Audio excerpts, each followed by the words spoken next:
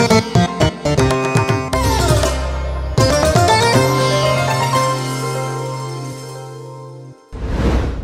প্রিয়জনেরা, প্রভু যীশু খ্রিস্টের নামে সকলকে আমি জানাই অভিনন্দন। এই গাছে ফুলগুলি দেখুন কত সুন্দর। এই সময়টায় হচ্ছে এই জায়গাতে ফুল ফুটার সময়। এটা হচ্ছে ফুল ফুটার ঋতু। অনেক সুন্দর সুন্দর রং বেরঙ্গি ফুল এখানে ফুটে। এইগুলি দেখলে মনের মধ্যে অনেক শান্তি আসে। ঈশ্বরের ফুলগুলোকে নানা নানা রং দিয়েছে, দেখতে কত আনন্দ লাগে। চলুন এখন আমরা ঈশ্বরের বাক্যর দিকে ধ্যান দেই। গীতসংহিতা 66 অধ্যায়ের 12 পদ। আমরা আগুন ও জলের মধ্যে দিয়ে গিয়েছি, কিন্তু তুমি আমাদের প্রাচুর্যের স্থানে নিয়ে এসেছ। এখানে আগুন আর জলের কথা বলছে। এগুলোর অর্থ হচ্ছে সমস্যা, বিপদ, দুশ্চিন্তা। জল পার করে এসছেন মানে অনেক বিপদের মাঝে দিয়ে এসছেন, বা আমি আগুনের মাঝে দিয়ে এসছি মানে অনেক দুঃখ কষ্টের মাঝে দিয়ে এসছি। যখন মিশর দেশ থেকে জিহুদীদেরকে নিয়ে এসেছিল, তখন ঈশ্বর তাদের সুন্দর একটা জায়গায় নিয়ে এসেছিল আর লোহিত সাগর পার করিয়েছিল। পরে তারা নদীও পার করেছে।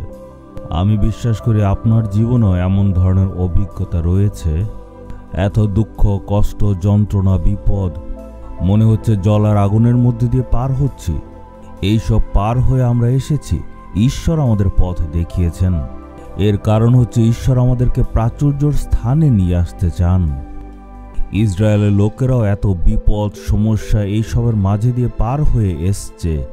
তাদেরকে দেখুন কিভাবে তারা মরুভূমি পার হয়ে এসছিল, জঙ্গল পার হয়েছিল, মারাতে তিতা জল তারা খেয়েছিল। এত সব সমস্যা, বিপদ পার হবার পর ঈশ্বর তাদের এলিম নামক প্রাচুর্যের স্থানে নিয়ে এসছেন। আপনি ভাবছেন আপনার জীবনে এত বিপদ কেন? এর কারণ হচ্ছে যাতে আপনি ভবিষ্যতে সুন্দর দিন দেখতে পারেন। এখন পর্যন্ত হয়তো আপনার জীবনে কোনো আশীর্বাদ আর উন্নতি নেই, কিন্তু এখনের পর থেকে আপনি প্রাচুর্য দেখবেন আর আশীর্বাদ আসবে। আপনার জীবনে যাতে পরিবর্তন আসে, এটাই ঈশ্বর প্রতিজ্ঞা করেছেন। আপনি বিশ্বাস করেন?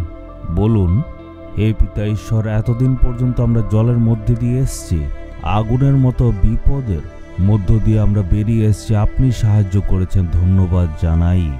এমন বললে আশীর্বাদ পাবেন। বিশ্বাস কি করেন?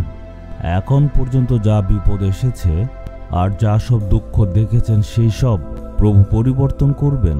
এরপরে আপনি আপনার জীবনে আশীর্বাদ আর উন্নতি দেখবেন। এই জন্যই যিশু ক্রুশে মারা গিয়েছিলেন, আমরা যাতে আশীর্বাদ পেতে পারি।